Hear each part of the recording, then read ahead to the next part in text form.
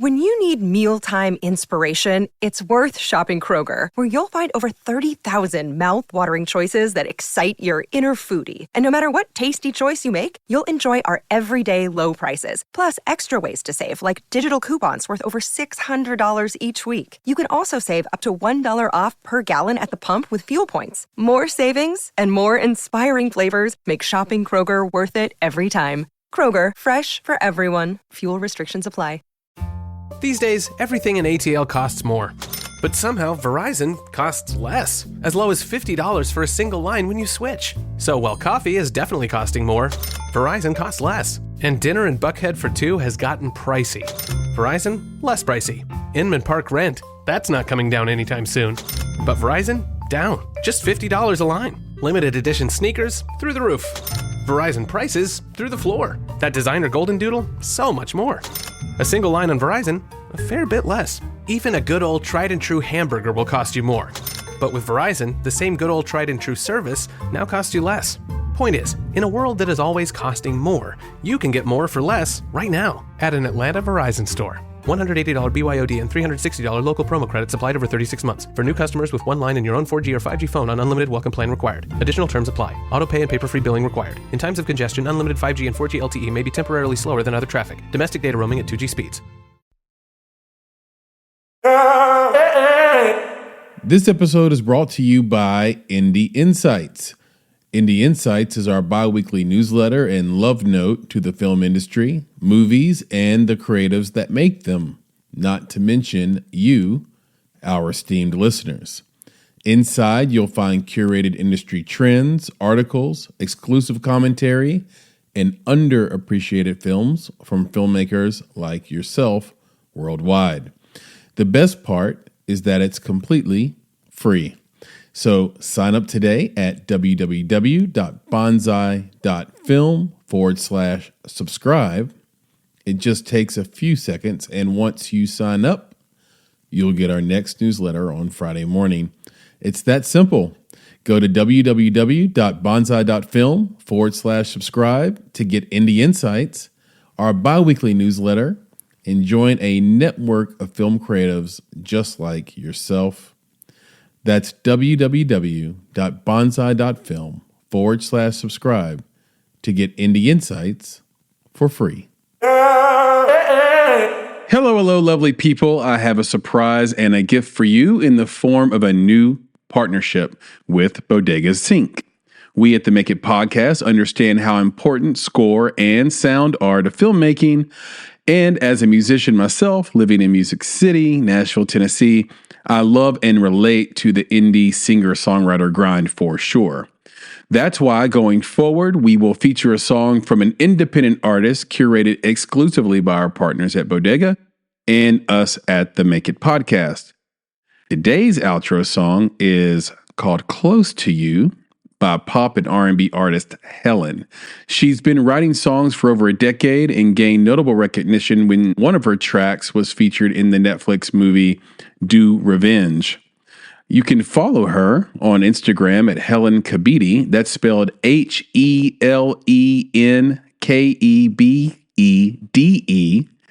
So that's Helen Kabede on Instagram. You can also follow her on TikTok at Helen Music.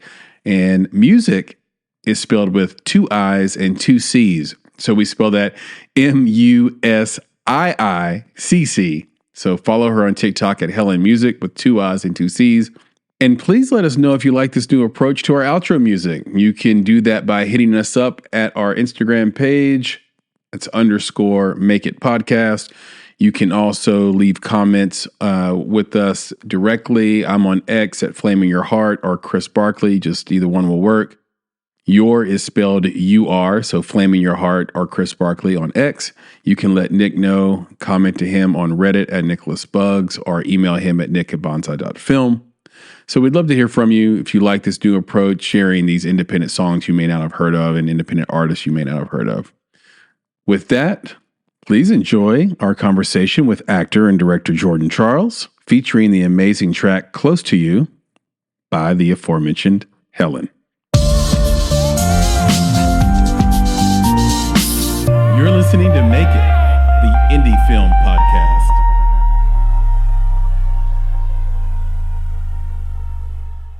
Hello, Chris here with another episode of the Make It podcast.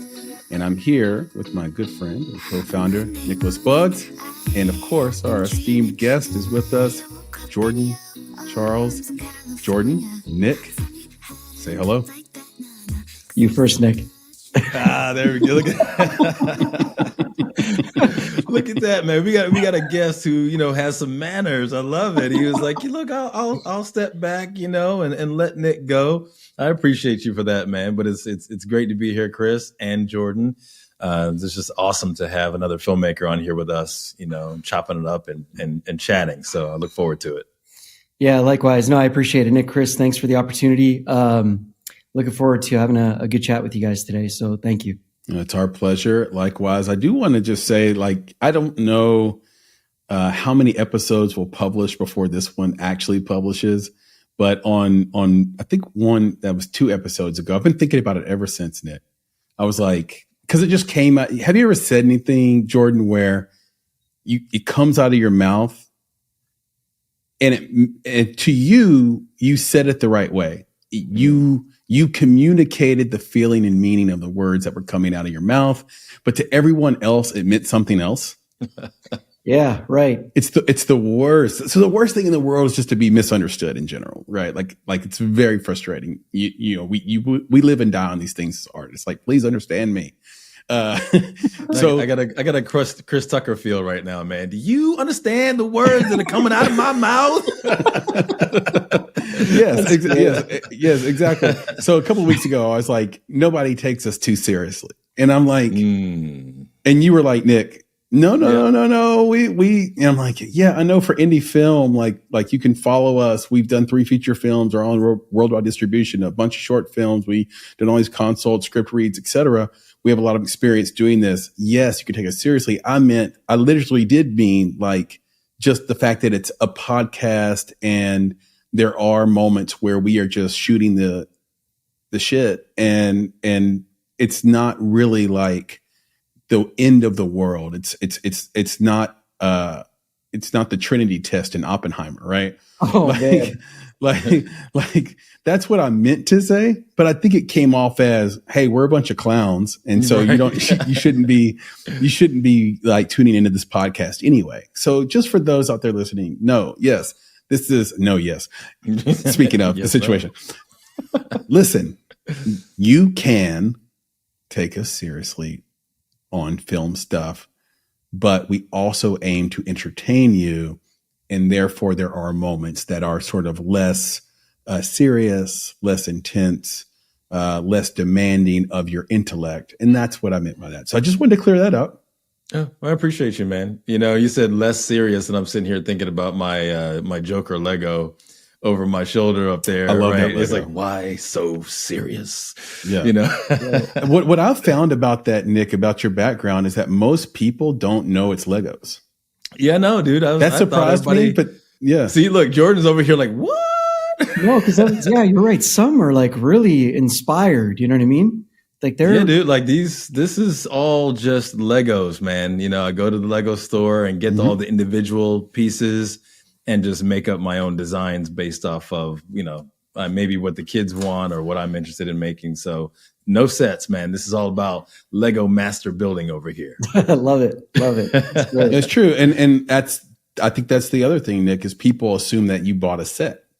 It's no. He just bought a bunch of blank canvases and took a picture and made it into a Lego. So that's right. I Legofied it. Yeah. I find it to be the most original podcast backdrop in podcasting. Oh, dude, I appreciate you for that. I don't think anybody has it, and certainly won't have it in this variety, because by looking at that wall, you kind of get a sense of what you're into. You got it. Like your whole life, you're like, oh, this is a man child. Yes. Aren't we all? Aren't we all?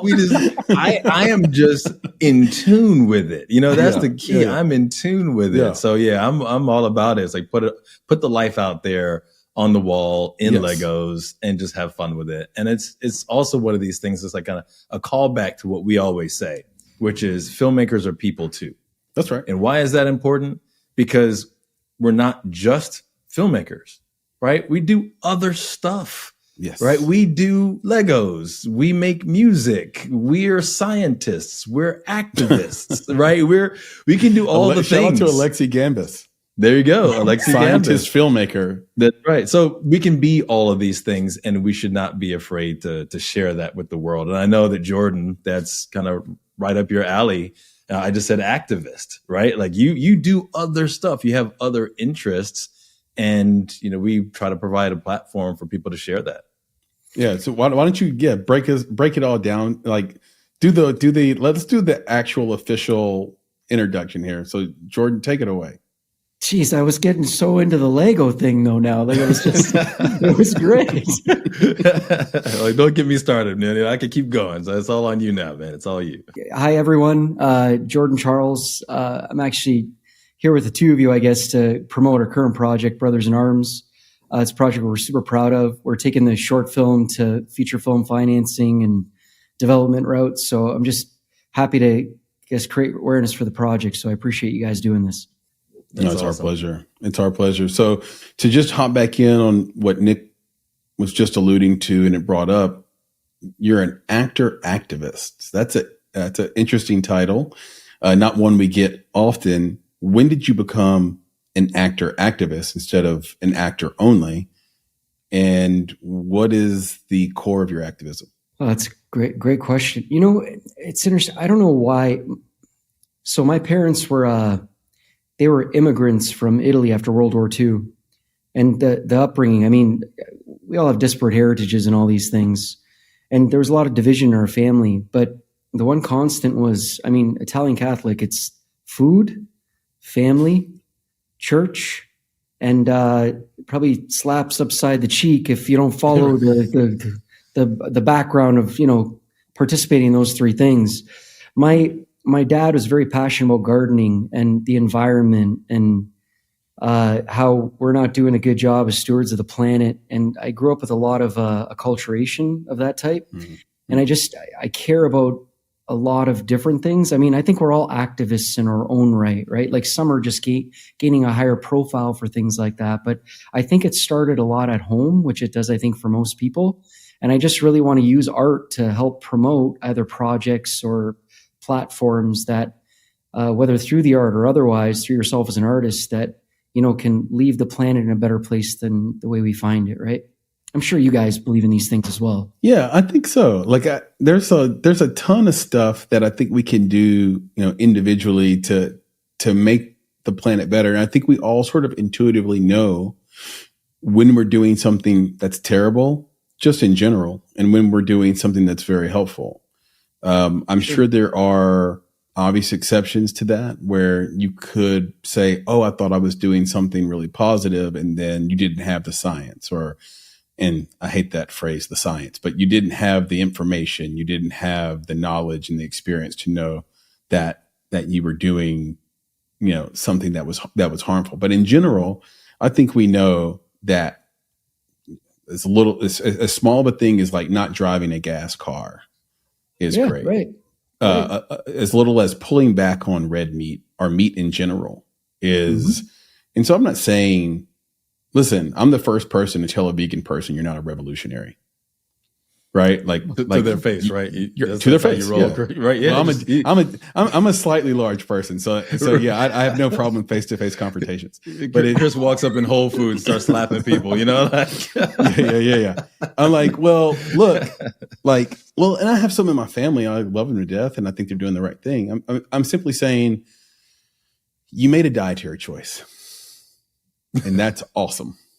And it's the right dietary choice. And you're doing the right thing, because I think people do, maybe not today, but 5 years ago would have been surprised to know that really industrialized farming is the biggest cause of global warming, even more than cars in India, but in factories. And so just pull back on, there are these little things we can all do that where you don't have to my point, be a revolutionary. But that's activism, right? I agree. So, yeah, that's all. And Nick, do you have any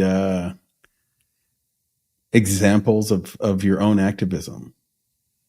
Yeah, man. I'm curious about this. You're looking at one right now. It's called this podcast.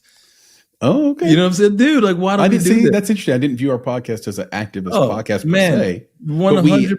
I guess we're activists for filmmakers. Is that what you're saying? Yes, that's exactly what I'm saying. I mean, you know, there's a little, I don't know. I got a question for Jordan in a second, but I'll say this. One of the reasons as to why we started this podcast was because of some early experiences that we had in filmmaking.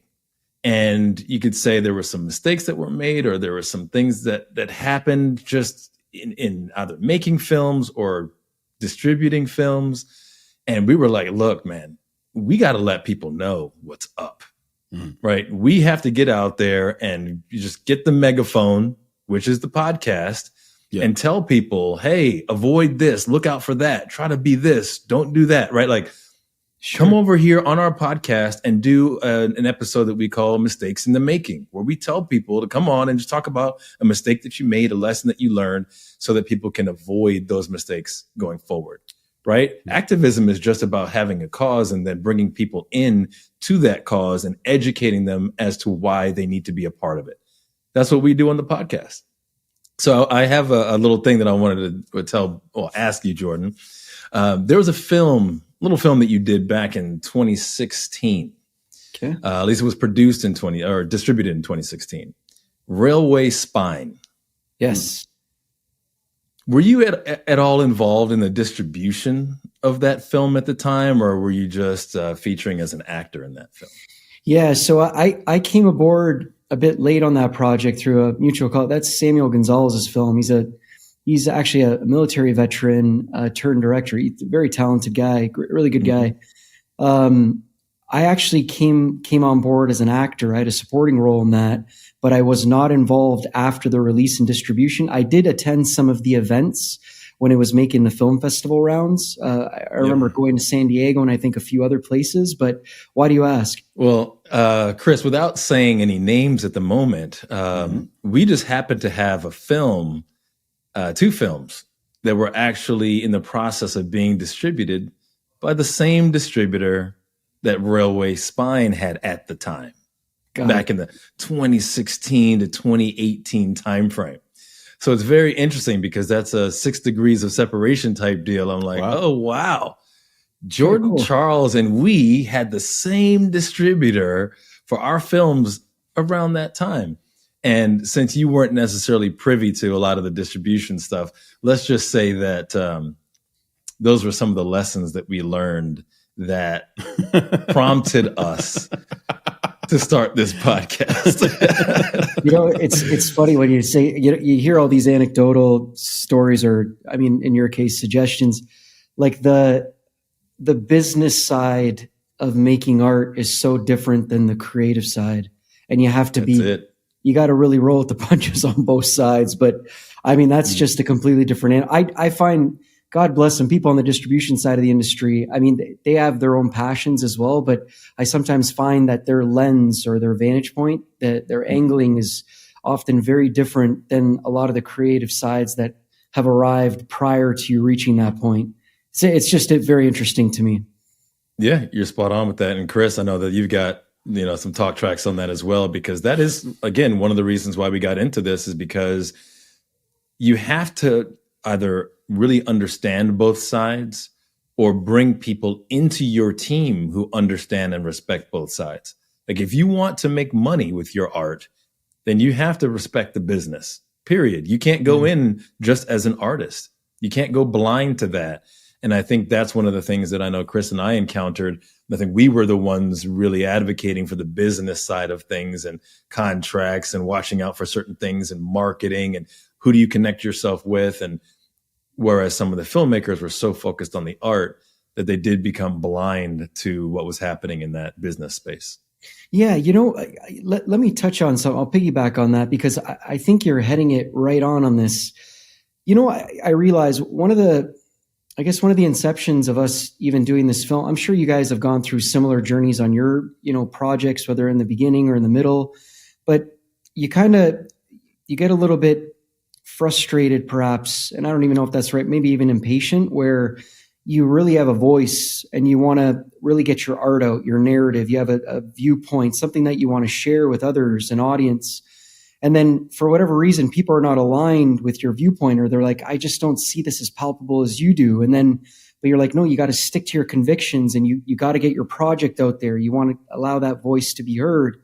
But all of the things that come up on the business side, to be able to like develop a project and then shoot it and then get it out there so that eyes get on it. I would actually argue there are so many talented people that are, in filmmaking circles all over the place, either domestic or international, but it's really the business side and your acuity in that, I think, that actually gets you further, because there's so many people that have got inventive ideas and they can, articulate themselves through expression and all these wonderful things. Their imaginations are just boundless, but it's actually like, how are you going to navigate production? How are you going to learn how to go through the pitfalls of hiring, or even perhaps even removing people?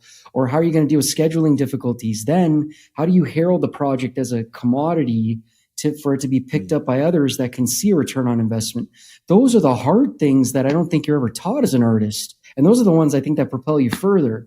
Most people can create, but I think most artists don't understand what it takes on the business side. I'm constantly learning as well. Like, I think we're all in that position. Yep, you're spot on. Yeah, and the business changes all the time. At least the business side changes all the time as people move in and out of public service seats, right? Mm-hmm. So tax incentives, state to state, country to country, can change over time and ebb and flow. And so you always need to know where the latest or newest opportunity is. And having an incredible accountant that's in industry is one of the little pieces of secret sauce that will really help you along the way if you're a producer. We do have a podcast episode. I think it's called the A to Z of film investment. You can get that on the audio side or on our YouTube channel. I think it's the only podcast of its kind where we basically take almost 2 hours, I think, and just go through all these little sort of vignettes of scenarios you run into when you're trying to A, be an investor in a film, or B, trying to be a producer that's getting investment in a film.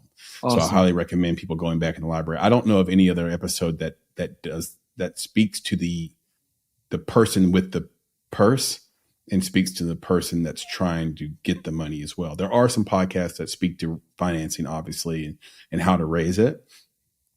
But I don't know if there's any podcast that try to prepare the executive producer for what they're going to see on the creative side and from the producer, and the things the producer is going to tell you to try to get you to invest in the movie and what to look out for. That doesn't exist outside of this podcast. So I would tell everybody to go find that. And so with that being said, it is interesting because there is a bit of a chasm in terms of the temperament, experience, and value each side brings. It is always helpful, I should say, for a creative to up their business game and understand that side as much as possible. But what isn't said as much as I think it's advantageous for the EP, the person that's going to sort of finance the movie, if it's a true indie, to know creative ever more, like get ever more creative, know what every person on set does, at least enough to be dangerous, at least enough to know if someone's burning your cash on set, right? Like there's so many EPs that are just investing in movies as a way to diversify their portfolio or a way to show loss of income at tax season. Those are, by the way, both really good pitches to a high net worth individual. like those are things that high net worth individuals are thinking about annually. But there are some people who really want to be wowed by a piece of creative, or want to be in bed with the team that does creative. And I say in bed because once you make a movie, you're married to it for life, whether you like it or not. Mm-hmm. So I think as an EP with the money, you have to try to your best to bring out the creative and the love you have for the art form so that you can make sort of better, wiser investments. Because on their own, the creative and the business person, they're different people, like completely different people. I feel like a filmmaker will make a film with his team and at the end of it say, no matter what, we made this beautiful film together. I can't tell you how many times I've heard that, Jordan. Like, it's all good. We didn't make, any money on this, but we made this beautiful film together. And then the business side of that doesn't think like that at all. Like they don't think they don't understand, oh, why did you make this decision? Why didn't you go into this market or try to find this placement or make this phone call? Or why is the accounting so bad? Or like whatever. So they're thinking strictly on dollars and cents and like business decisions and why they were made and not made. So the closer both sides can get to each other, the better chance you have to have a successful film all the way around. Yeah, and I got a question for you, Jordan, from your experience. Like, so Chris talked about it's best if the creative can have that sense, right? Some of that business sense and that business acumen. And I think, that's obviously true, but that's probably not going to be the reality. They're just not going to do it, right? Because the creative, the true creatives, that's what they want to do. They want to create. That's it. They want someone else to deal with that other stuff. Because then if they focus on the business, it takes them away from the creative. So from your experience, have you found that there has been that kind of balance? Because ultimately you would think that, like Chris mentioned, you could have the benefit of an executive producer who has some connections, has some business acumen, and you'll also have a producer who's focused on those things while maybe the director or the writer, other folks are focused on the creative. Have you seen that there's balance at all? Or is it more like everybody's a creative and just barely scratching the surface on the business side? Yeah. So, it's great. And kudos to you guys too, because I think you're right. I mean, my mind initially when I made that comment was that, the artists sometimes struggle with this business side, but you're also right. It has to work in the inverse too, because as they say, the suits, like you got to make sure that they're also spirited towards like what you're trying to make, because even though it is a commodity, the financing has to get behind the project too, in terms of what its motives are, its ambitions and everything else. But to answer your question, Nick, so I lived in Honolulu for a while. I was acting in independent films and doing a few other pursuits there. But Cameron Crowe came there to film Aloha, and I had a bit part in that. And that film sadly got caught up in a lot of the Sony hack incident, and there were a lot of things there. And that's when I believe Amy Pascal was running Sony Studios at that time. And Cameron's such a gracious director. He's a very, very good human being, in my opinion. And I can tell, like at that time, Sony, I think the stereotype in the industry was that that's one of the studio heads that actually really cared about film, like what are we going to make and what are we going to be represented by versus like, do the dollars make sense? Or like, is the cost sheet going to make sense in terms of the overall investment return? So I've been part of that project, in no way, shape or form where, I was like leading the effort as an actor. And then vis-a-vis that, compared to like some of the independent projects that I've been on, either as an actor or producer, I find the homegrown, the grassroots stuff in independent filmmaking, I actually find that it's more, people's, their goals or agendas are more congruent, because I think that you're making films perhaps for different reasons. I mean, everyone wants to make something where, it gets exposure and the audience takes a positive reception from it. And then like, kind of like what you were saying, Chris, too, like, hey, we made it, good job. It's awesome. But I actually think on the independent side, I mean, you're really more exploring character, and the conflicts have so much more depth, in my opinion, for the most part. That's not always the case. I mean, studio films, they can carry a lot of depth as well, and they're very hard to make because of the dollars involved and the scale. But I actually find that the heart for the cinema, I still think it beats loudest on the independent filmmaking landscape. I really believe that. I don't know if you guys have found that as well. I mean, you guys are I'm with you. In your own right. You know that I'm 100% there, and Chris knows, especially because Chris will ask about one of the blockbuster films of the day, and he'll ask like, Nick, what'd you think of it? And I'm like, I didn't see it. Like he's like, well, okay, seriously, you didn't see it? I'm like, yeah, but I watched 13 short films, right? And from all these people from across the world, and they were awesome, and I was crying, and they moved me, and the depth of character or the animation or whatever it was, like all of that stuff moves me so much more. Now, are there studio films that can move me as well? Chris, I finally watched Anatomy of a Fall. Oh, yeah, it's good. Oh my God. I was at breakfast this morning. Doing script review with producer Joe for the movie he's shooting today. And the table across from us, I'm all up in their Kool-Aid because one of the people said at the other table said, you have to see Anatomy of a Fall. And I'm like, right. Yes, you do. Yes, you do. I turned to them and they're like, what? And I was like, sorry, I don't mean to be listening to eavesdrop. I just heard you say that out loud. And I'm like, absolutely. And, but Chris, yeah. I'm going to share this with you, with both of you real quick on Anatomy of a Fall. Now, had I been up on my French like I probably should be, but I'm not. I thought you knew French. I do, but I'm not as up on it as I should be. Yeah. Had I been on top of my French, said you're this great legendary thing, and yet you I could have. I'll do it like this, quote unquote, watched the entire film blindfolded, because, and think about this, you did not need to see that film if you knew the language to be able to enjoy it. To me, I don't know that I've ever related to a film in that way ever in my life, because the dialogue carries it. The sound design carries it. Everything is in the speaking, right? Everything is there. I'll push back on you in one way. I'll push back on you in one way. I think the performance, and I wish I had her name right in front of me. I had it written down on one of these pads, but this would be a great time for producer Papa Bear, producer Joe to be here and like throw this in the chat so I would look like a genius.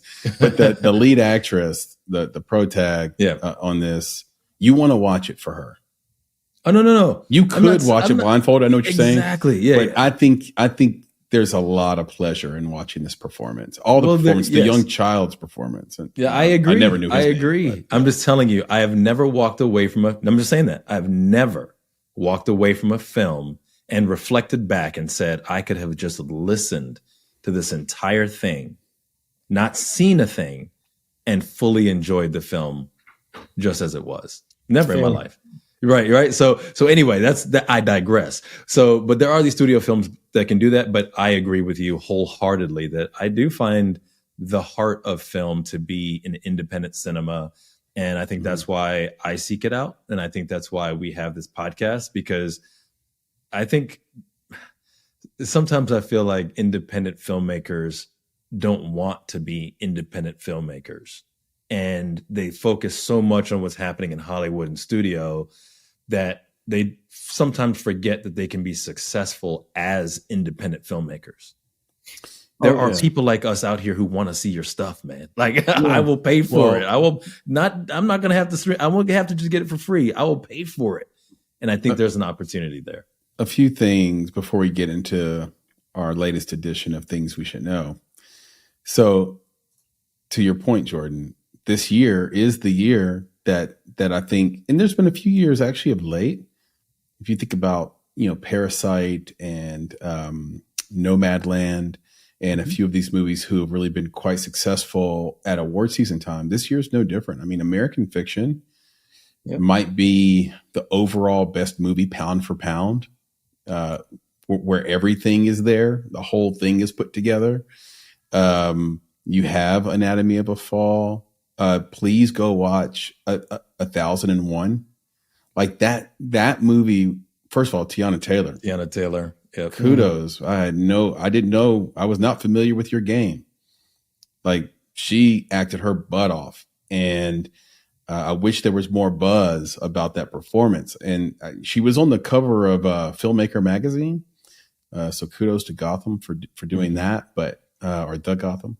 But outside of that, I didn't see a whole lot from like the big industry magazines, to your point, Jordan and Nick, but like that feels every bit like a guerrilla indie film, like shoot in New York, a camera, moving, not on a crane, not on a dolly.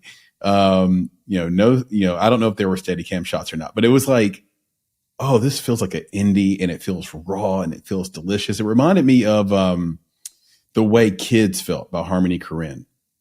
It reminded me of how that movie felt. Like, so go watch 1001. It had been a movie that I kind of had pushed to the back of the line, and I'm a dum-dum because it ended up being a movie I really, really liked. Now I've watched every award nominated film, like I do every year. So to me, I wish I had to push that back, but that's that indie spirit. Like, go watch that movie if you're an indie filmmaker.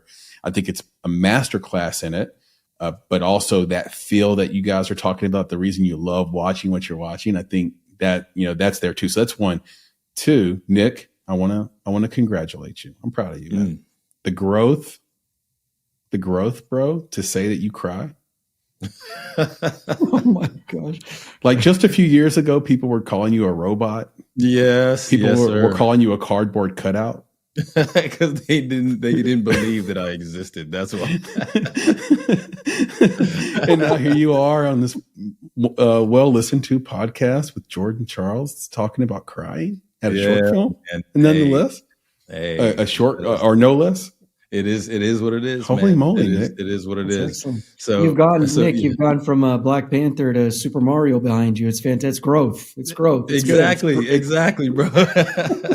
I wish I could reach to this camera and give you a digital hug, man. Yeah, I appreciate you, man. I appreciate you. And what's I was going to tell you, Chris, I'm stupid, and y'all know, like, when we get on here, like, I could be stupid. And Chris said dum-dum, and I'm sorry, man, but I got to throw this out there. You said dum-dum, and I'm like, you said dum-dum. I'm the one over here looking like a chocolate lollipop.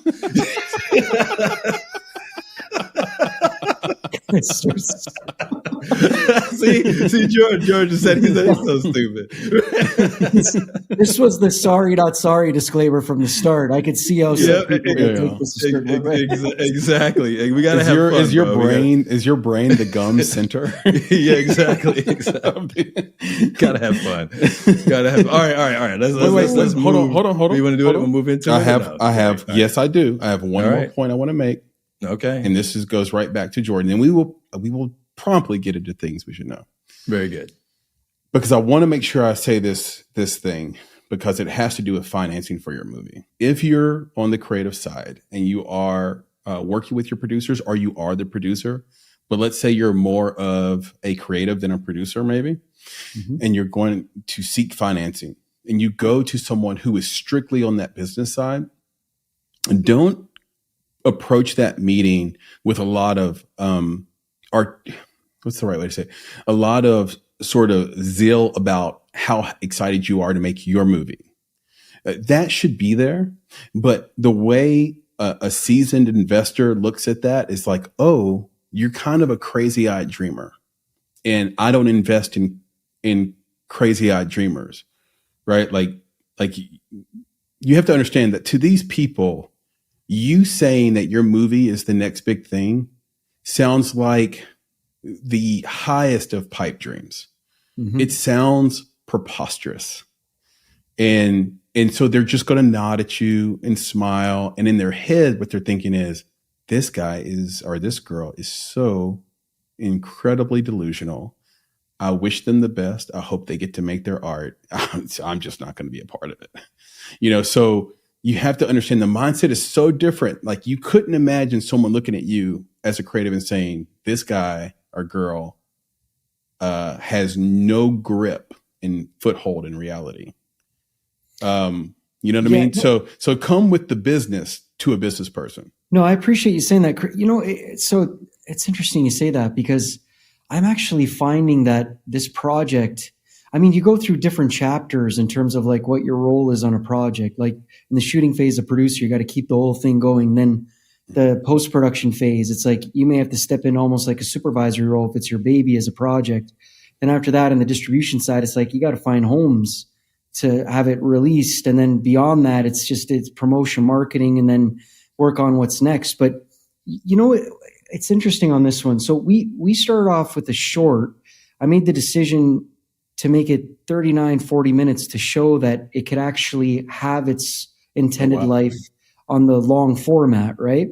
And then after we finished the short, I mean, we were fortunate. We got some accolades on the film festival circuit. It gained some acknowledgement. It got a Best Film Award, Best Cinematography and things, which is great. You don't do it for the awards, but then I started realizing, yeah, exactly. Yeah. And I thought, okay, well, maybe that should be included in terms of like how we're presenting the project to potential, production partners or financing partners.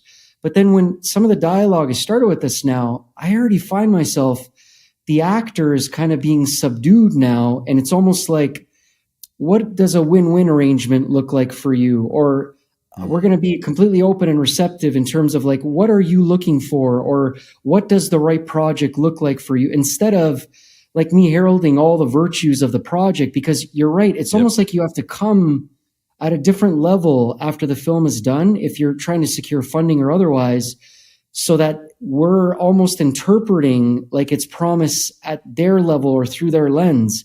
And it's almost, I just feel like the artist in me is almost being eviscerated in a way, because I feel like I'm almost having to speak a different language.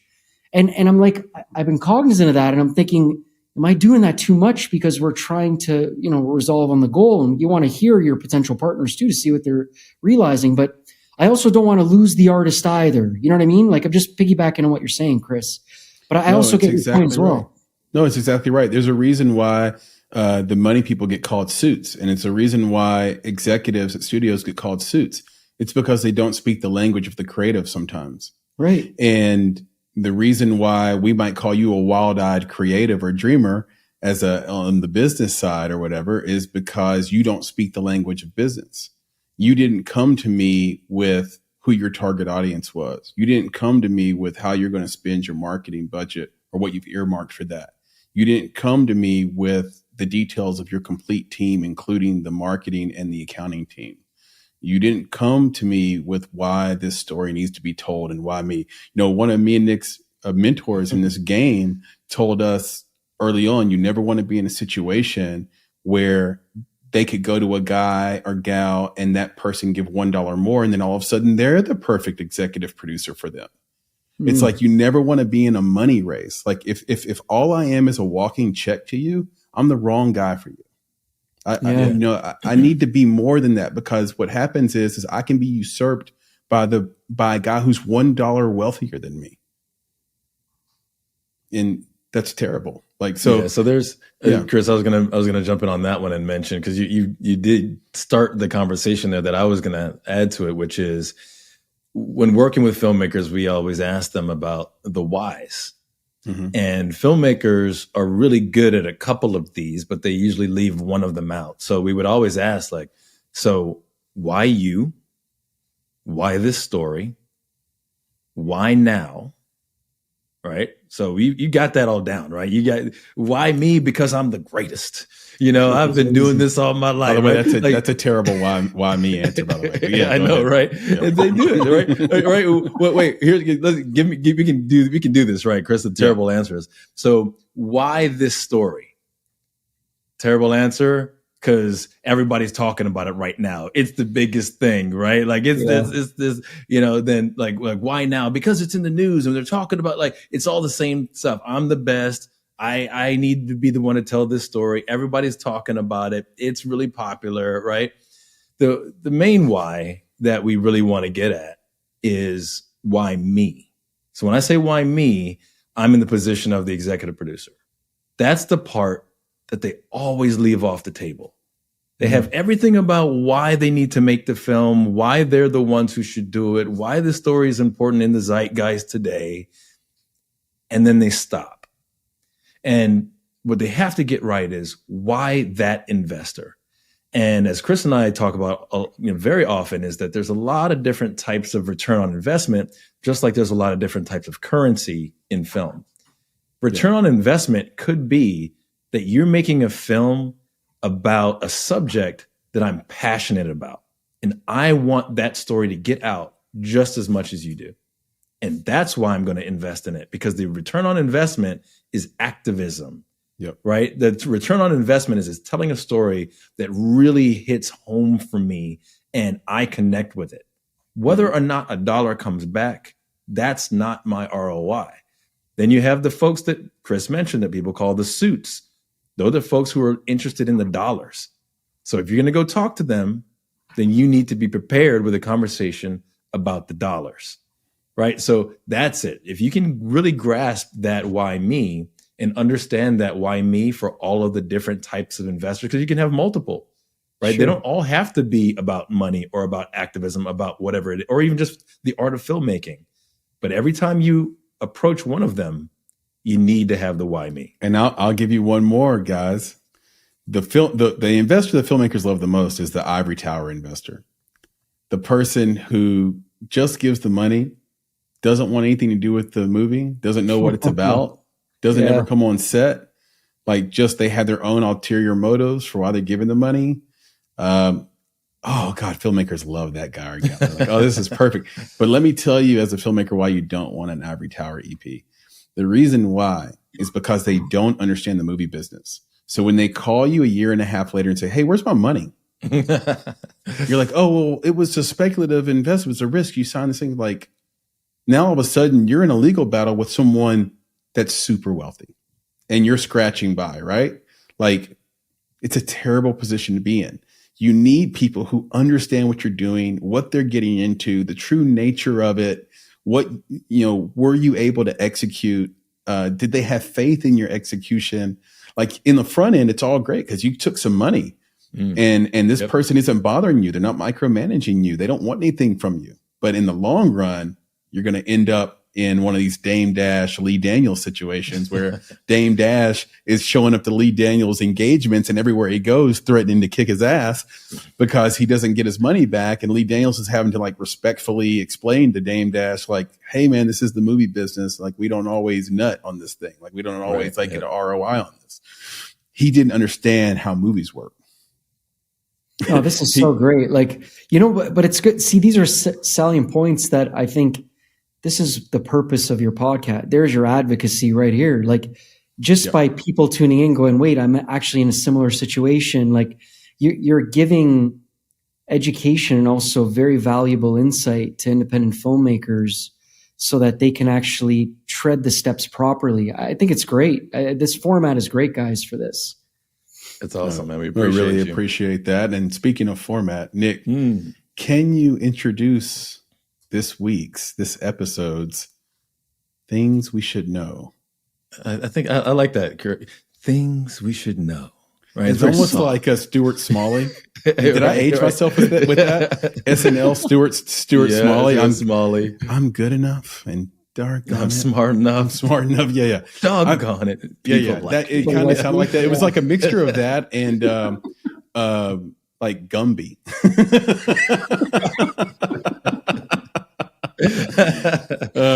You went left field on that one. So so things we should know, and of course, always inspired by those folks that join us on the podcast. So I've actually got two questions. They're related, of course.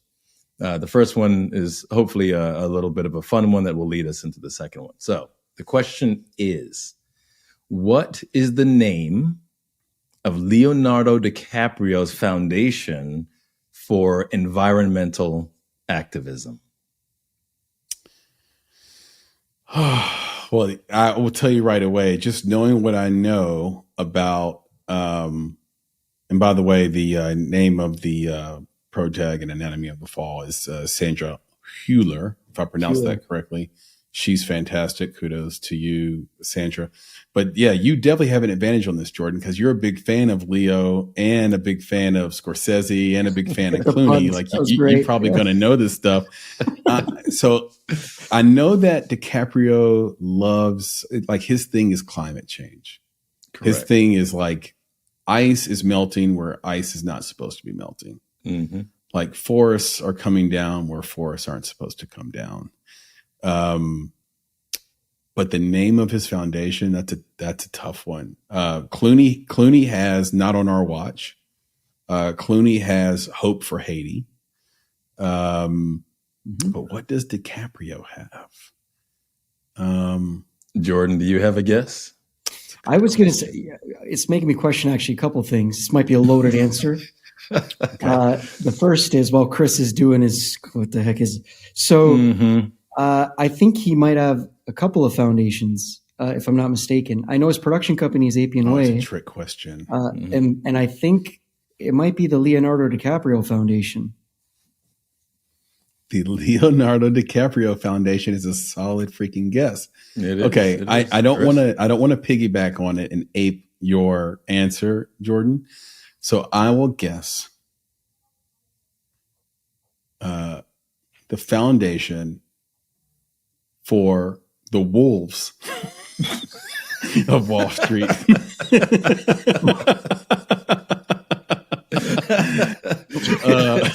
Living endangered in Siberia. Yeah, I see. Yes, nice guess, Chris. I appreciate that. No, I don't have a name.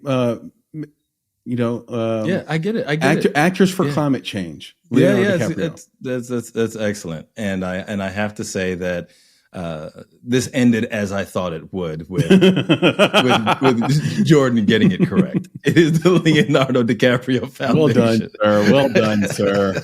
I was really pulling for the Wolves, though, Chris. Yeah, right. That was great. Shout out to Leo. He's doing great work. He is.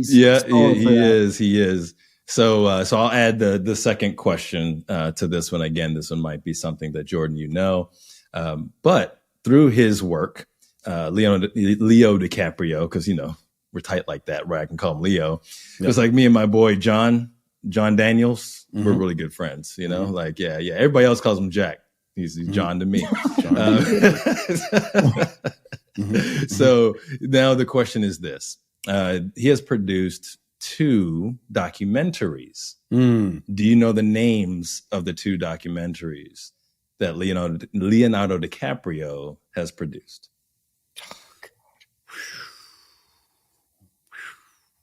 Boy.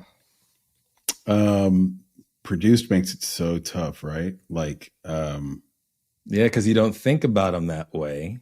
Like we know, and here's the thing, guys, as you're thinking about it, one of the things or the reason that I brought this up is because everybody knows Leonardo DiCaprio. Like you can't not, right? Yeah. I think maybe 60% of the people understand that he is also an activist in this way: climate change, environment, sustainability, right? So let's say 60%. But you don't know the documentary films that he's produced. And it's very interesting for someone to have that level of celebrity, right? Can we get a range of years these documentaries came out in, please? Sure.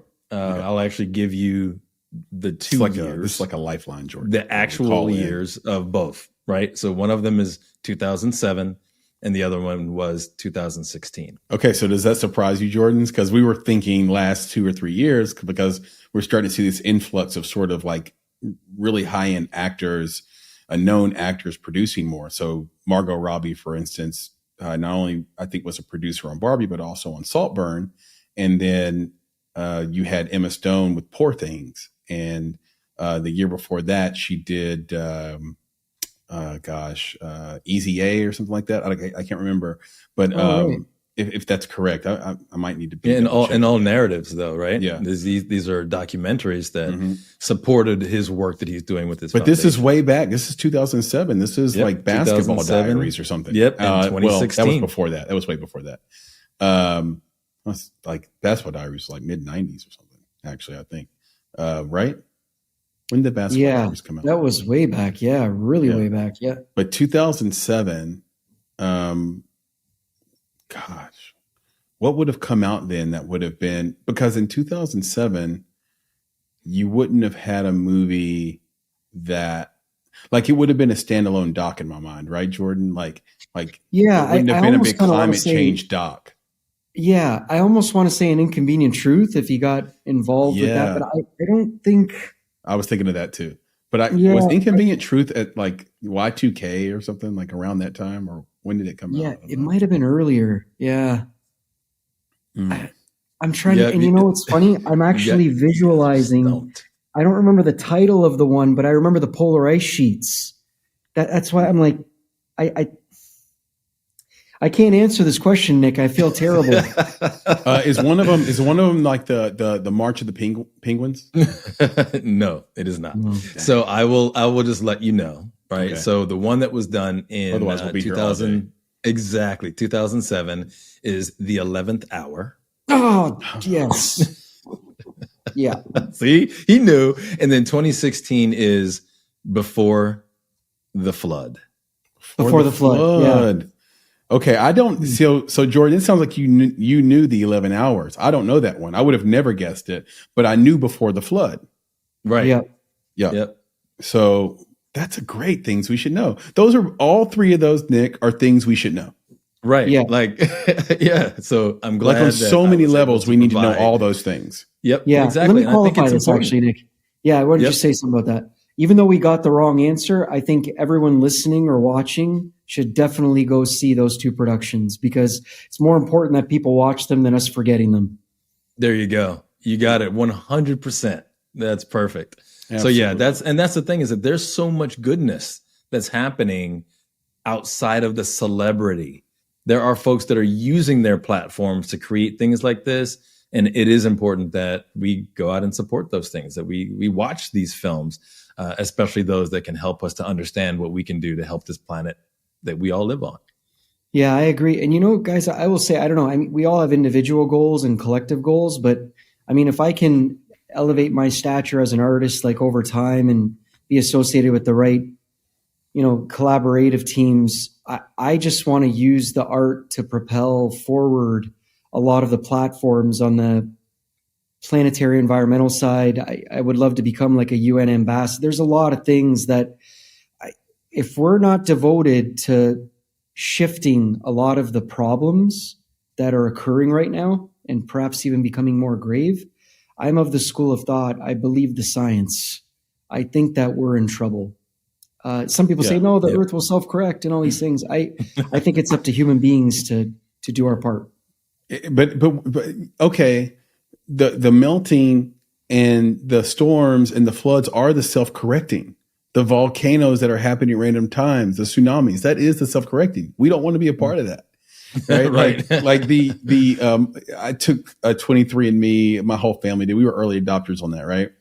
And it says that my lineage on my father's side is from a place called Doggerland, which used to be north of the United Kingdom. And look, for anybody that doesn't know, that hasn't listened to this podcast, my mom is black. My dad is German. Okay. So here's the deal. Doggerland is underwater. It's underwater. It doesn't exist anymore. And if the waters receded, Doggerland would come back. We'd find all this stuff. We'd find a lost civilization, basically. Like wow. That's what everybody migrated south as the as the water rose. And what I've heard people say in science is like people don't understand that you're not measuring change of water temperature by degrees as much as by percentage. And a 2% change plus or minus has catastrophic results. So that's, to your point, Jordan, that's what we're dealing with. We're dealing with once like 2 degrees warmer, Florida's underwater, basically. Have the middle of California's underwater. And then 2 degrees colder, you have the expansion of the poles. Like water can freeze in places where water is really, really cold. So it's not that we have this like giant field of possibilities to dance around in and like, oh, it'll self-correct. Oh, this doesn't matter. It's very narrow. Like the balance of our world being a place where we can inhabit it safely is narrow. It's a 4-degree total space, basically, or a 4% total space, plus or minus 2, either way. So anyway, Chris, I just wanted to add to that. Chris mentioned, the idea of this is how the planet is self-correcting, right? Yeah. And the first thing that it made me think of was The Matrix. And if you remember The Matrix, there was a part in there where Mr. Anderson was speaking and he said something about what humans are. And he said, you're a virus. You spread, right? Remember that, right? I disagree with Mr. Anderson. I understand that, but I'm sitting here thinking, and I'm thinking like, well, how does the body deal with a virus, right? it sends these white blood cells to kill the virus. Why are you stupid? So it sends oh boy. Exactly. So it sends the white blood cells after the virus. And that's back to Chris's point. It's like the earth is sending something after the virus. Yeah. Right. Exactly. It's sending floods, it's sending tornadoes, it's sending lava after the virus. It says something is bothering me. I need to get rid of that thing that is killing me. So it's funny you just said that. I was like, exactly. I wonder if the earth is coming after us, man. Like it's cause and effect, man. I'll tell you guys an interesting anecdote in light of what you're saying there, Nick, too. So I remember when I was mentioning my dad did gardening growing up, I remember like very early on. So he would do everything so precise, like everything organic, till the land. We grew up in Canada, so the snowfall was still there. He'd plant the garlic, and then he would make sure to get the topsoil from the farm, get the manure to help cultivate the soil to really enrich with all the nutrients and everything. And then he would do everything. Everything was so aligned, like where to step and then what leaves to trim. You'd spend like 2, 3, 4 hours a day, and then it would rain, and then the rain would come down and it's acid rain. And then he would see after the acid rain, then that would bring in like certain insects that were almost like non-native to like what you would expect to be on the vet. And he'd be like, I can't understand. He goes, I'm doing all this to cultivate a garden. And then whatever the world is doing outside of me, it's doing this. So it's almost like, I'm like, Dad, I'm surprised that you're not shouting at neighbors or down the street going, whatever you're doing, you got to stop it. But I think the planet feels like that as well sometimes. I mean, if we can personify it. And it's going to take such a concentrated effort. It's so funny, people that recognize these things, even some of the things you were saying, Chris, like when you feel it so presciently and then others don't, like it's almost, you have to almost contain yourself and say, okay, that means you just have to start leading by example and then try to rally around as much support as you can and then build from there grassroots, right? What do they say? It's always like the small minority of people that begin the surge to change the world. And I don't know what we need. Change, alter, fix, rescue, repair. It's going to take an onslaught of effort. Yeah. And I think despite what the news might tell you, there are millions and millions, if not a billion people that are all trying their best to do their best. There isn't any technologist that I've read or know about that isn't looking at climate change, not only as the next big, great investment opportunity, but a way to improve the world, continue the world, help humanity in a meaningful way. And so if the obstacle is always just money, that means that, we can definitely foster change. What happens is, how do you, if you've become rich off something that turns out to be really bad for you, what will it take, as you said earlier, Jordan, to create a win-win, like with a person who's not really interested in your agenda? I mean, so we did that with the tobacco industry, and we gave them the time to get into smoking alternatives, right? And so that they could survive. But if you just kill them right away, then they resist and do all sorts of nefarious things to get in the way of progress. The auto industry, think about how many people and investors, funds, companies, were not only using government subsidies to survive, but also shorting, all the people who are making electric vehicles, right? Because they don't want to be put out of business, period, point blank. And so they don't want that money. And what's tied to that money? Employees, people's houses, their lives, what they finance. So these things do take time, because what we've built up, all around us. There are cities that don't have telephone poles. There are cities that don't have traffic lights because they know roundabouts are more efficient. But you can't do that around the world all at once, because we built up this whole big thing around the idea that turned out to be not as good. So we just have to keep fighting the good fight. Speaking of fighting the good fight, though, we've gone this far in the conversation. I've loved this chat, by the way, guys. Yeah. And we don't know the plot, Jordan, of your film, the short or the feature of Brothers in Arms. So can you break down like what this movie is about, why you wanted to make it, why you want to make it so bad, and what it means to you? Is it personal? Is it completely fictional? What's going on with this movie? Wait. Can I wait before you get into that, Jordan? In the spirit of this wonderful conversation and the joy that we're having, I wanted to offer what I thought the movie was about when I first heard it. I thought it was about me. And you're like, wait, I know you're like, wait, what? Jordan's like, what do you mean? How could it be about you? I mean, I thought about Brothers in Arms. You know? Yes. Jordan's talking about acid rain. You're talking about chocolate rain. Yeah, exactly. Chocolate rain. You know what's crazy about chocolate rain is he was writing about acid rain. It's very meta. Exactly. Yeah, it is. It is. Yeah. All right. I digress. Yeah. My bad. All right, Jordan, let us really know what Brothers in Arms is about. Sure. I appreciate it. So I guess the inception, I mean, it never starts with the story. I think it always starts with what inspires the project or the story, right? So, I mean, in my personal family history, I mean, your upbringing is completely influenced by your influences. And World War II was a big one in our family. I mean, both mom and dad side from Europe.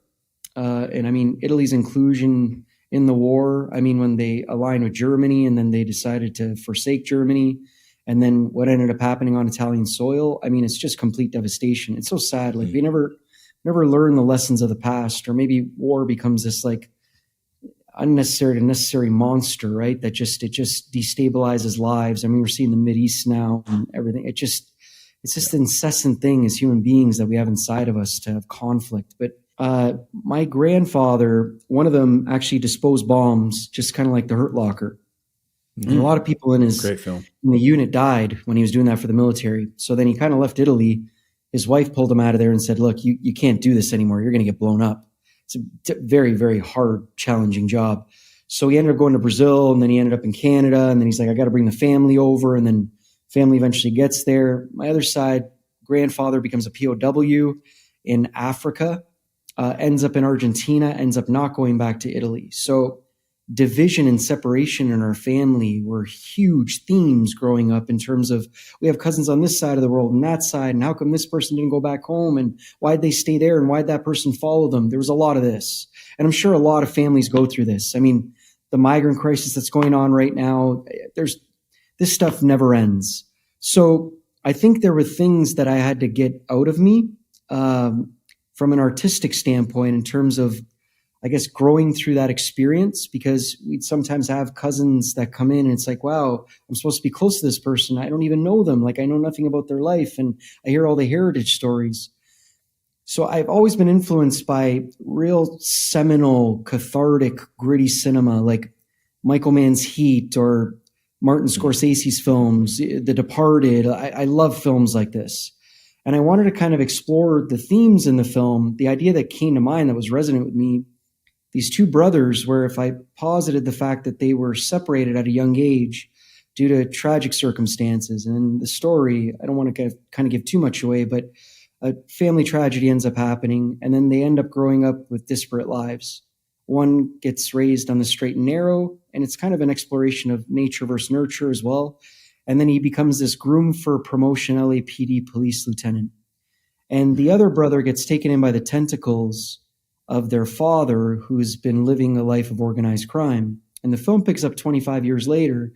These two boys on opposite sides of the law, they're on a collision course to collide. And the film explores, what is the meaning of family, and can family be redeemed after all that distance and separation? So I play the brother that was raised on the straight and narrow in the film. And I found that was deeply helpful for me too, in terms of exploring that reservoir of feelings that I had growing up. It's a deeply personal project from that standpoint, but also we were really trying to hearken and herald a lot of the films that I mentioned, the seminally sought films that everyone kind of feels like they almost take on a cult following. Like, this is like a saga. And I wanted to make sure from an independent filmmaking standpoint that all the supporting characters were also explored in terms of what their intentions and priorities and motives and agendas are. So we get to really explore that in the feature film screenplay. So with the 40-minute short, I'm just hoping that it kind of gives some semblance of how heavy the themes are and for people to take something away. And after people watch the short, it kind of ends on a cliffhanger. A lot of people have kind of reacted like, no, wait, what happens now? Like, I want to see. And we kind of did that deliberately to kind of really foster interest in being able to tell the entire story. Yeah, I got it. I appreciate that very much. It made me think of my own life a little bit. I mean, my grandfather on my dad's side again, was a French mercenary, and likely spent a good amount of his time trying to colonize Northern Africa for France. Matter of fact, the one picture I have of this man, who I never met in person, but the picture I have of him was him in Algeria. So he was likely there doing that, and probably unbeknownst to him, he ends up with a black grandchild, and life is cyclical and scientific like that, right? So the things you sow, they just kind of come back around in their own unique way. I think it reminds me of that line that Andre 3000 had on Donda, where he's like, I don't know if I believe in, basically what he's expressing is, I don't know if I believe in heaven or hell or God, because I don't get to talk to my mother who's passed away. And then he reconsiders and thought, well, maybe it comes in a different form. Maybe it's the blade of grass sticking in my back when I'm laying down to tell me to keep moving. Wow. Or to get up and roam. Right, get up. Right. So, he's unbelievable. But these things are all explored, it feels like, in your film, right? Yeah, no question. The butterfly effect of that. Yeah, no, that's a really interesting story as well. I wonder if there's even a way, Chris, for you to explore that either in a filmmaking guise or in a literary guise. That's a very unique story that you describe. And I think there's a lot of people, you guys do a great job of thought share, I think, on the podcast, in my opinion. But I think it's resonant with a lot of people when they listen to that, because guys, I mean, I think half the world, it derives from immigrants. Everybody's always in this state of transition. And within 2 generations, if you explore deep enough your own family heritage, you're going to find commonality in stories like this. We all don't come from the same place, and we're all in this position of movement. And it creates all these disparities, and you kind of have to brave through those things. Like, that also affects the financial realities of family. It affects your closeness and how you feel about the people that are connected to you by blood.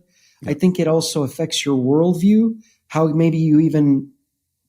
you, I guess, perceive other conflicts on the other side of the world. You say, okay, well, that doesn't involve me. But then if you look back deep enough, maybe your heritage is actually shared with some of the people that are involved in those conflicts. So I don't know. I think there's a sense of loyalty to your lineage that I think that has to be explored somehow as an artist.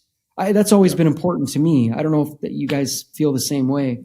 Yeah, well, I like that whole background that you just gave was definitely an impassioned one. Yes. But one of the experiences, so I'm going to, not having seen, of course, the short that you've created and not having envisioned yet the feature film that you're going to hopefully one day create as well.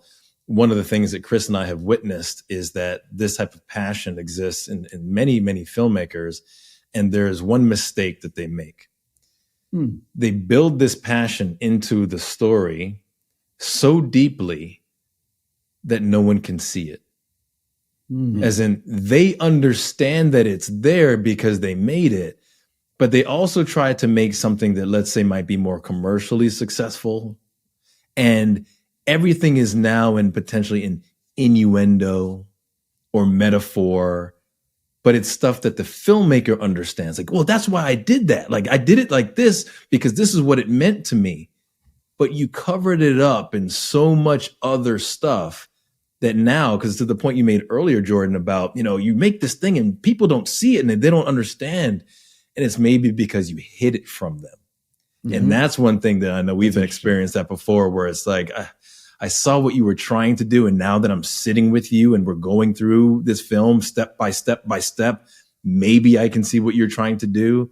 But you don't get that relationship with a distributor or another financier where you're going to sit down with them step by step by step and go through it. I mean, you hope it has to be exactly. It has to be clear and apparent when they see the film that was truly the message that you were trying to get out. Well, the big point there, Nick, is that if you do hide all the passion in metaphor and in nuance and in innuendo, then you miss the emotional notes that are required to make someone attach themselves to a film, and that's the big deal. So it's not that they don't get it or whatever. It's just like I'm trying to connect here to this, and you're not letting me. There's 100 indie films that do it, but there's no reason to bring them up. I think the most classic example that everybody knows that's recent is Tenet. Let's just, I love Nolan, but people have a hard time with Tenet because it is too wrapped up within itself for you to get everything about it, because it was already a difficult concept to understand. Not, this idea of not things going backwards. It's not a reverse button. It's something else. And then so first you have to wrap your head around that. Then all the other things tucked in. I can't tell you how many people have been like that. I have no idea what was happening in the final act of the film where they're in the war, where some soldiers are going backwards and some are going forwards, and the release time had to be perfect. And this is the reason I bring up Tenet. One, everybody knows it. That's why I brought it up. But the other reason why is because exactly what Nick said is so spot on. If you buy the Tenet Blu-ray, and I think you should buy the Blu-ray. I do. It's great. It's actually a great Blu-ray. The extras in it are tremendous. If you open the Blu-ray and pop in the extras discs, I think there's 2 or 3 of them, you'll get the movie perfectly. Right. You're like, oh my God. You did. And then you have even more adoration and respect for Nolan. You're like, and the cinematographer, I forget his name, but it's like, oh my God, you're a genius. I can't believe you, like, just everybody just Google, I think it's Rotas, Rotas. And the whole thing will come up. He wrote the whole movie based on this thing that randomly shows up all around the world that no one can explain. That's in Latin. And it's one of these things where it spells the same thing forward as it does backwards all the way around. And it's 5 words in a row. Forget what that's called, Nick. Not a palindrome, maybe. I don't know. Anyway, it's amazing. It's amazing what you learn. But you have to sit down and do all the explanation over the span of 2 or 3 extra discs. And now finally you get the movie. And independent filmmakers and we don't have that luxury. Yeah. That's it. So that would be the thing that I would say. Just make sure you don't bury it too much in sometimes it's just the art. You thought it was a more creative way of saying something, but you buried it because you know what it is. In your heart of hearts, All right. I'm not going to name this filmmaker, Nick. I'm sorry to cut you off, but I got to do it. I got to just say this one. Tenet did it in an artful way. Here's what you don't do. We watched a film at a film festival. This was years ago, where a person just stumbled around on a railroad track for 8 minutes. Sorry, go ahead, Nick. And they're calling, and the filmmaker wants to call the audience dumb. Right, exactly. So you guys just aren't elevated. You just don't get it. Yeah. So that's my point. Come on. That's it. Is just make sure that nothing happened. The guy walked on some railroad tracks. Quit right. Exactly. You just got to make sure that the passion that you have, right, the core of what the story is clear and apparent without you having to be there. That's it. But I want to say these are great points you guys are bringing up, by the way. This is probably going to help a lot of people as well. But I think one way that you can insulate from some of the negative effects of that, because then it doesn't get interpreted properly, I think you have to invite the collaboration of your creative partners where, my co-director on this, Ibrahim Nada, and my cinematographer, Aaron Alps, I remember early on in the process, I said, guys, here's what the purpose is. Here's what our motivations are, what we're going to try to explore. And then right away, it's open-ended. What do you think? What are you seeing? How do you think we need to? And even on set, there were things that were imbued or added, or we took tangents, or And I think their added inclusion, if I took more of like a stiff approach where it's like, you know what? No, I got to stick to the vision. The film actually would not have been executed, I believe, like as potently as like it were with their inclusion. And it's, that was a very, very good lesson for me as well, because you have to be close to the material because you have to drive it forward, but you can't be too close, like you said, to where it's actually, there's execution traces that they can't be readily defined. This is very important. I'm really glad you guys made that point. Yeah, I think it's great. Shout out to Ali Asala and Sarah De La Haya, who run the 48 here where I'm at in Nashville. You know, they brought up, I think it was this year or last year, but they brought up it was last year, but I think it was, I can't remember if it was 2 years ago or 1 year ago, but they brought up all the filmmakers that made 48s. And if you're not familiar with the 48, it's a film festival where like on the fly, they give you the genre, the subgenre, characters that have to be in there, lines that have to be in there, props that have to be in there. You have to write something in basically 10 hours and shoot it all in 48 hours, edit, post, everything. It's such a challenge, right? So they brought up the filmmakers and said, what's one thing you learned from this process? And I want to say 11 out of the 15 directors that were up there that were part of that Q&A said, be more collaborative. Look at that. Wish I'd listened to my team more. Yeah, it's unreal. Yeah, it's unreal. But it's true though. Like in film, in my opinion, it is the utmost collaborative. I'm trying to think. I mean, I've talked to people that have done concerts for some of the larger, high-profile acts, like the Taylor Swifts of the world, the U2s, and I mean those are like 500 to 1,000 person productions. I mean, if you want collab, you got to see some of the camera work in that. It's almost like I just have to focus on my job, because if I'm 2 feet to the right or left, it's going to discombobulate the entire, like these things, you know, it's funny, the naked eye, the viewer that doesn't maybe have on-hand experience of what goes into productions and the arts, I don't think they would ever know the things perhaps that you guys are bringing up right now. It's great. It's great that you're heralding them. Well, it's our awesome pleasure. It's kind of what we're here to do. And Nick, I appreciate you bringing up the fact that this is kind of like activism and in a podcast, because it's not that I don't know it, but a wise man once told me that people don't need to be told, they need to be reminded. And so I just need to be reminded, oh yeah, this is activism. This is helpful, hopefully, to those listening. So if it was helpful, let us know, drop us a line, engage with it, tell a friend, all that good stuff. This has been a blast, guys. I've really truly enjoyed it. It's been incredible.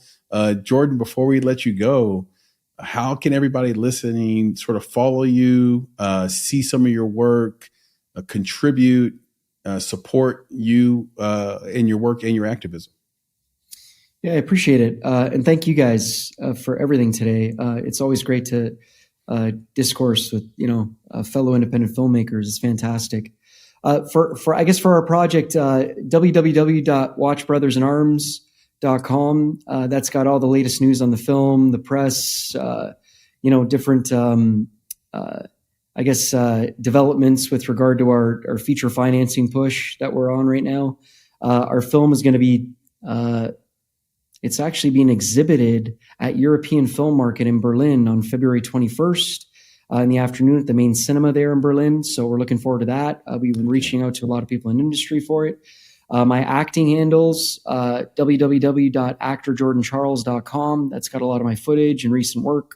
And Instagram at actorjordancharles as well. Though I'm not very active on social media, we try to posit some latest news on that as well. Appreciate it, guys. Absolutely. So you heard it from the man himself. Go to Actor Jordan Charles on social. Go to actorjordancharles.com on the internet to follow him. Do support his film at www.watchbrothersinarms.com.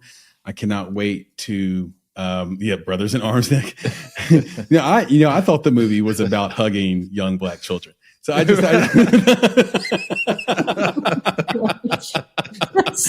but this is why I'm so bad at things we should know. I'll change the one sheet.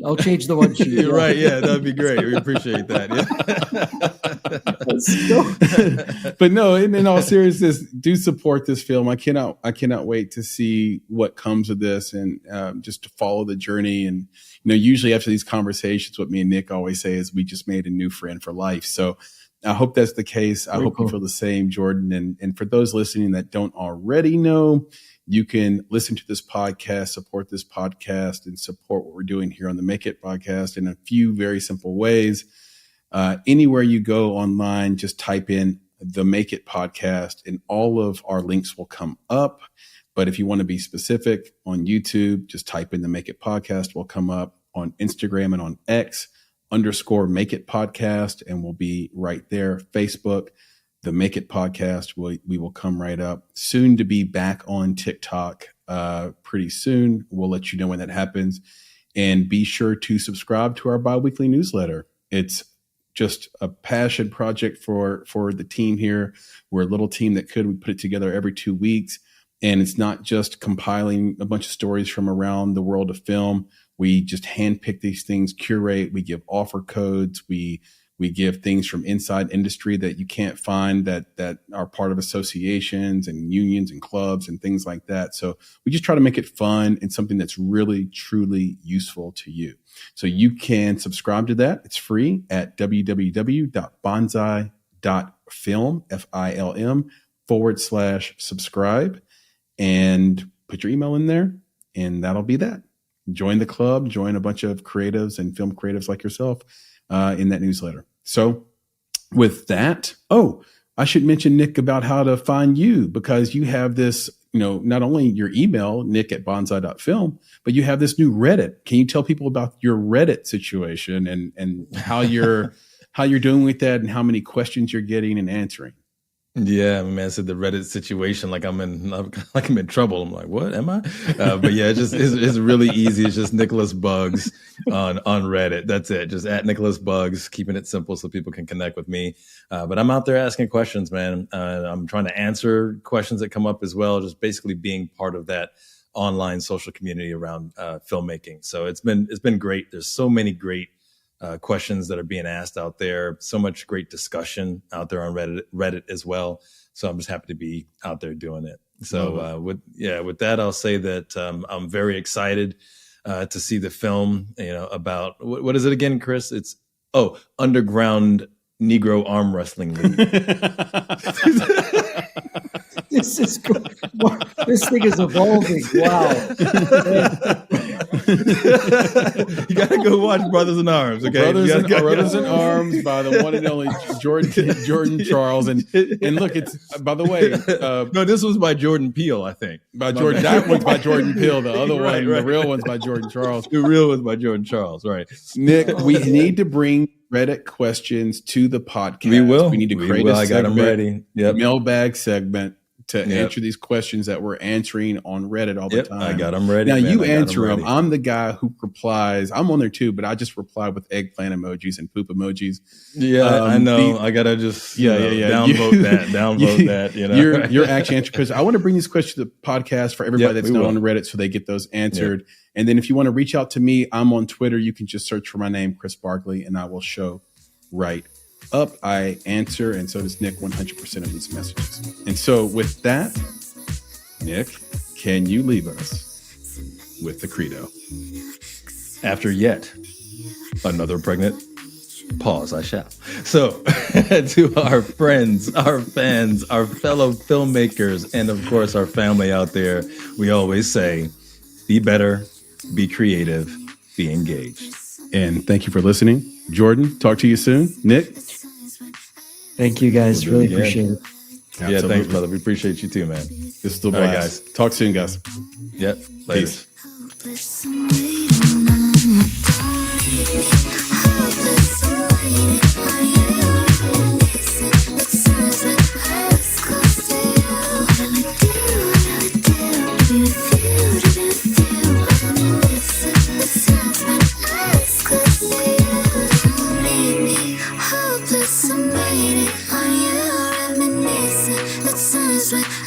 Close to you. What do I do to be with you, reminiscing the times when I was close to you.